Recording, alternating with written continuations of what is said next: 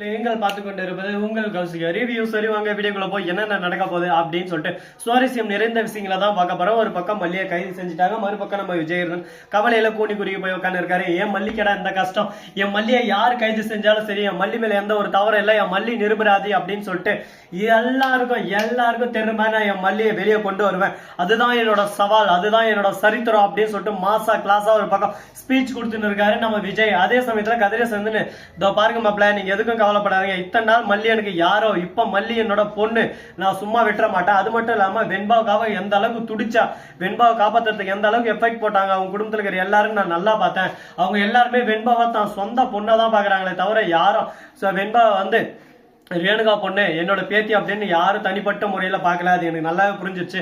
நான் இத்தனை நாள் மல்லியை தவறா புரிஞ்சிருந்தேன், நான் மன்னிச்சிருங்க மாப்பிள்ள. இதுக்கு மேல மல்லி மேல ஒரு கீரல் விழுந்தாலும் யாரும் சும்மா விட மாட்டேன், இப்பயே நான் போய் கொண்டு வரேன் அப்படின்னு சொல்லிட்டு ஒரு பக்கம் போலீஸ் ஸ்டேஷனுக்கு போறாரு. கதிரேசன் ஒரு பக்கம் இந்த பக்கம் போக, அந்த பக்கம் திடீர்னு நம்ம விஜய் போக, திடீர்னு நம்ம விஜய் வந்து ஒரு நபர் கேப் டிரைவர் வந்து சந்திக்கிறாரு.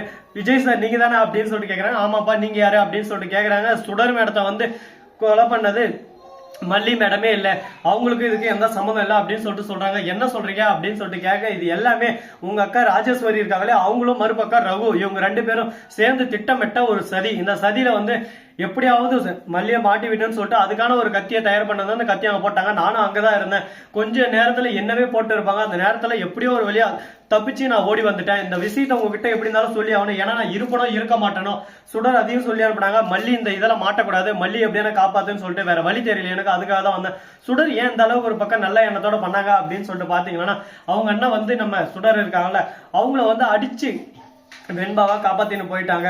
ஆனா அதே சமயத்துல அந்த இடத்துல சொல்லிட்டு போறாரு, தோபார் நீ ஒரு பொண்ணு, அதனாலதான் உன்னை உயிரோட வர்றேன் பாத்துக்கோ, இல்ல இந்நேரம் உன் நிலமா என்ன ஆயிருக்குன்னு சொல்லிட்டு தெரியாது அப்படின்னு சொல்லிட்டு அந்த இடத்துல இருந்து கோவத்தோட கிளம்பிடுறாரு. உடனே இந்த அளவுக்கு எல்லாரும் ஒரு பக்கம் மனிதமா பாக்குறாங்க. ஆனா கூடவே இருந்து இந்த ரகு ராஜேஸ்வர் ரெண்டு பேர் சேர்ந்து முதுகுல குத்திட்டாங்க. இந்த மாதிரி கேவலமான கேடு கெட்ட ஆளுங்களை சும்மா விட்டே கூடாது, இவங்களோட ஆசை நிறைவேறக்கூடாது, யாருக்கும் எப்பவுமே கஷ்டத்திலே இருக்கக்கூடாது, கஷ்டன்றது வாழ்க்கையில நிரந்தரமாவே வரக்கூடாது. இதுக்கு நம்ம என்ன பண்ணணும், ஃபர்ஸ்ட் இந்த விஷயத்த போயிட்டு எப்படியாவது நிரூபிக்கணும் அப்படின்னு சொல்லிட்டு வெளியே வராங்க. யாருமே இல்லை. அதே சமயத்துல அந்த டிரைவர் கிட்ட சொல்லிடுறாங்க, யாருக்கிட்ட பேசுங்கிறான்னு. வெளியே வரதுல டிரைவர் எஸ்கேப் ஆயிடுறாப்ல. இவங்களை வந்து ஒரு பக்கம் தொடை அப்படின்னு சொல்லிட்டு போட்டு முடிச்சிட்டாங்க அப்படின்னு சொல்லிட்டு எல்லாரும் நினைச்சுன்னு இருக்காங்க. ஆனா உண்மையாவே நம்ம சுடருக்கு என்ன ஆச்சு, சுடர் இருக்காங்களா இல்லையா, இருப்பாங்களா அப்படின்னு சொல்லிட்டு பல கேள்விகள் ஒரு பக்கம் மனசுக்குள்ள ஓடிக்கிட்டு தான் இருக்கு. அந்த கேள்விகளுக்கான பதில் கூடிய விரைவில் கூடிய சீக்கிரம் நீங்க பார்த்து தெரிஞ்சுக்க தான் போறீங்க. சரி, இதெல்லாம் ஒரு பார்ட் ஆஃப் டைமா ஒரு பக்கம் போயிட்டு வந்தாலும் அதே சமயத்துல மறுபக்கம் என்ன நடக்குது அப்படின்னு சொல்லிட்டு பாத்தீங்கன்னா, கரெக்டா நம்ம விஜய் இருக்காரு, அவரு என்ன பண்ணாரு அப்படின்னு சொல்லிட்டு பாத்தீங்கன்னா செம்ம கோவத்துல இருக்காரு ஒரு பக்கம். எதனால அப்படின்னு சொல்லிட்டு பாத்தீங்கன்னா, இப்படி மல்லியா மாட்டி வரதுக்கு இந்த ராஜு மறுபக்கம் அந்த கேவலமான ரகுவை ஏன் இந்த மாதிரி எல்லாம் சதி வேலை செஞ்சுன்னு இருக்காங்களா, இவங்களுக்கு வேற வேலையே இல்லையா, இவங்களெல்லாம் என்னன்னு சொல்றது, மனுஷ ஜென்மம் தானே இவங்கெல்லாம், இவங்களுக்கு ஏன் இந்த மாதிரி கேவலமான எண்ணம், இந்த எண்ணத்தினாலே அவங்க அழிய போறாங்க அப்படின்னு சொல்லிட்டு ஒரு பக்கம் கோபத்துல பேசின்னு இருக்காரு நம்ம விஜய். என்ன விஜய் பண்றது, நடக்கிறது தான் நடக்கும், நம்ம எதனா பண்ண முடியுமா சொல்லுங்க பார்க்கலாம். எல்லாருக்கும் ஒரு நாள் இருக்கு விஜய், எல்லாரையும் ஒரு நாளைக்கு அடிச்சு ஓட விடணும், அன்னைக்கு தான் அவங்க திருந்துவாங்க. யாரையும் நம்ம சாதாரணமா விட்டுறக்கூடாது, சாதாரணமா விட்டு தான் இந்த நிலைமையில உட்காந்து இருக்கோம். எல்லாரையும் ஒரு பக்கம் அச்சு தூக்கே அப்படின்னு சொல்லிட்டு அச்சு தூக்க ஓட விடணும், அப்பதான் எல்லாரும் ஒரு பக்கம் திருந்துவாங்க. நம்ம சாதாரணமா ஒரு விஷயத்தை விட்டா அது மிகப்பெரிய ஒரு சம்பவமா மாறும் சொல்லலாம். இதுதான் போல நம்ம நிஷாந்தன் ஒரு பக்கம் குழப்பத்திலே இருக்காங்க. என்னடா இது எல்லாரும் மல்லிக்கு சப்போர்ட் பண்ண ஆரம்பிச்சிட்டாங்களேன்னு சொல்லிட்டு அதே சமயத்துல சரி ஓகே மல்லி நல்லவங்க தானே, மல்லி எல்லாருக்கும் எல்லாமே நடக்கணும், எல்லாரும் நல்லா இருக்கணும்னு சொல்லிட்டு நினைக்கிறேன். அப்படிப்பட்ட நல்லவளுக்கு நல்லது நினைக்கிறது தப்பு இல்லை, மல்லிய மாதிரி நல்லவளுக்கு நல்லது நடக்கணும் அப்படின்னு சொல்லிட்டு நிஷாவும் முடிவு பண்றாங்க. என்ன நிஷா நீங்களே ஒரு பக்கம் திருந்துட்டீங்க போல அப்படின்னு சொல்லிட்டு பார்த்தேன். ஆமாங்க திருந்திட்டாங்க.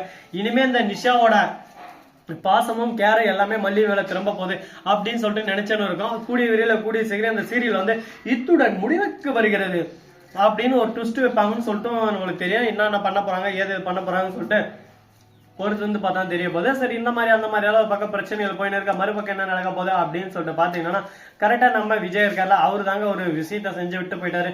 அப்படி என்ன பண்ணாரு அப்படின்னு சொல்லிட்டு பாத்தீங்கன்னா போலீஸ் ஸ்டேஷன் போய் சண்டை போட ஆரம்பிச்சாரு, ஆதாரத்தை காட்டுறாரு. உடனே போலீஸ் வந்து நம்ம ராஜேஸ்வரியோட ஆளு இல்லையே அப்படி இல்லையே ஆதாரத்தை கூட டெலீட் பண்ணிடுறாரு. உடனே இந்த ஆதாரம் என்கிட்ட மட்டும் இல்லை, இந்த மாதிரி நீங்க பண்ணுவீங்கன்னு தெரியும், அதனால எக்ஸ்ட்ரா நிறைய காப்பி வச்சுன்னு இருக்கோம். இப்ப மல்லி வெளியே வீட்டுல அடுத்த செகண்டே நாங்க போயிட்டு டிஜிபி எல்லாரையும் மீட் பண்றதா இருக்கும். அதுக்கப்புறம் உன் நிலைமை என்ன ஆகும் நீயே யோசிச்சு பார்த்துக்கோ. அதுக்கப்புறம் ஸ்ரீனிவாசா கோவிந்தா அப்படின்ற மாதிரி தான் ஒரு பக்கம் உன் நிலைமை இருக்கும். என்ன முடிவு நீயே சொல்லு பார்க்கலாம் அப்படின்னு சொல்லிட்டு கேட்டது. என்ன பேசுறது ஏது பேசுன்னு சொல்லிட்டு தெரியாம சரி ஓகே இதுக்கப்புறம் நம்ம எதுவும் பேசக்கூடாது, நடப்பதெல்லாம் நன்மைக்கே அப்படின்னு சொல்லிட்டு ஒரு பக்கம் இதை விட்டுட்டு அடுத்து என்ன பண்ணணும் ஏது பண்ணணுன்றத நம்ம அடுத்தடுத்து யோசிச்சுக்கலாம். சரி முடிஞ்ச வரைக்கும் நல்லதே நடந்துருச்சு, இதுக்கப்புறம் என்ன பண்ண போறாங்க அப்படின்னு சொல்லிட்டு பாத்தீங்கன்னா கரெக்டா நம்ம அதாவது வெண்பா குட்டி இருக்காங்களா அவங்க என்ன பண்ணாங்க அப்படின்னு சொல்லிட்டு பாத்தீங்கன்னா அவங்க தான் கோவத்துல இருக்காங்க. எதனால அப்படின்னு சொல்லிட்டு பாத்தீங்கன்னா அவங்களும் முடிஞ்ச வரைக்கும் தான் அம்மாவை எப்படி ஆனா காப்பாத்திடணும் அப்படின்னு சொல்லிட்டு அம்மாவை அம்மா அம்மா அம்மான்னு கூட்டினே இருக்காங்க. ஏன்னா அவங்களுக்கு வந்து சுயநினைவு திரும்பிடுச்சு. இப்ப அம்மா அம்மான்னு மல்லியம்மாவே கேட்டு இருக்காங்க. மல்லியம்மா இல்லைன்னு தான் அவங்களால தாங்கிக்க முடியல. மல்லியம்மா மல்லியம்மா மல்லியம்மான்னு கதறி கதறி அழுதுன்னு இருக்காங்க. அதை பார்க்கும்போது நமக்கே ஒரு பக்கம் கஷ்டமா தான் இருக்கு. என்னடா இந்த அளவுக்கு ஒரு பக்கம் தேம்பி தேம்பி அழுது புள்ள அப்படின்னு சொல்லிட்டு அதே சமயத்துல சரி ஓகே டப்பா அதெல்லாம் நன்மைக்கு அப்படின்னு சொல்லிட்டு விட்டுட்டு அடுத்தடுத்து நம்ம பார்த்துட்டு போயிருந்தா நம்ம ஆளுக்கு ஒரு பக்கம் சந்தோஷம் கியூட்டா இருக்கும். விக்கல வேற ஒரு வகை யாரும் நம்மள நினைக்கிறாங்க மல்லி தான் நினைப்பாங்க போல. இந்த மாதிரி எல்லாம் என்னை பத்தி இந்த அளவுக்கு ஒரு பக்கம் ஆர்வமா எக்ஸைட்மெண்டோட பேசினிருக்கேன்ப்பா. கொஞ்சம் நான் வெளியே வரதுக்கு நான் முன்னெச்சரிக்கை ஏதாவது ஒண்ணு பேசுவா அப்படின்னு சொல்லிட்டு அவங்க சொல்றாட்டுங்க. உங்களோட ஆதரவு உங்களோட இது எல்லாமே இருந்தா கண்டிப்பா பிளஸிங் எல்லாமே இருந்தா கண்டிப்பா நம்ம மல்லி கூடிய விரையில கூடிய சீக்கிரம் வெளியே வந்துருவாங்க. அதுக்கான உங்க ஆதரவை லைக் மூலியமோ ஷேர் மூலியமோ சப்ஸ்கிரைப் மூலியமோ தட்டி விட்டு போங்க. இந்த வீடியோ பிடிச்சிருந்தா லைக் பண்ணுங்க, கமெண்ட் பண்ணுங்க, ஷேர் பண்ணுங்க, டிண்டிங் மேல தட்டி விட்டு போங்க. அப்பதான் நான் போற அடுத்த வீடியோ உங்களுக்கு நோட்டிபிகேஷன் வந்து கொண்டே இருக்கும். மிக்க நன்றி. தேங்க்ஸ் ஃபார் வாட்சிங். Tata, see you. நன்றி, வணக்கம், வந்தனம், தருகிறேன்.